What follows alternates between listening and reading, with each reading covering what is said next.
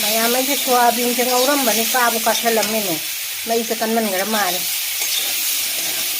adi kayo ne hamin sendi ga maro yang pangu ha pa ngauram ba ne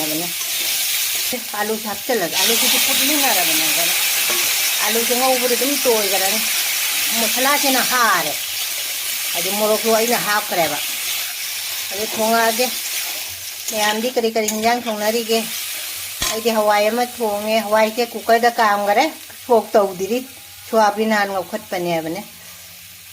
mayam mai soybean thongba se mayam ngoro ngoro ngauba se jerungi mamutuni ko aina maku ngai charaga ai seng na thamba ngatani ko asi che ina freeze ta hapchan thamda siga hapchala ban udi phadigom se hapchalage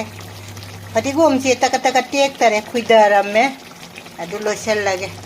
soybean thongba hawgata mandra soybean siga leire jerum mamuchi so hapchale hawjarani da ai di charo da minane mayam soybean thongba se loire mayam hawgata mandra machu kadi jam phajare ai di tangba tangde ai di lighting ni na ne adu machu kadi jam phajare ko mayam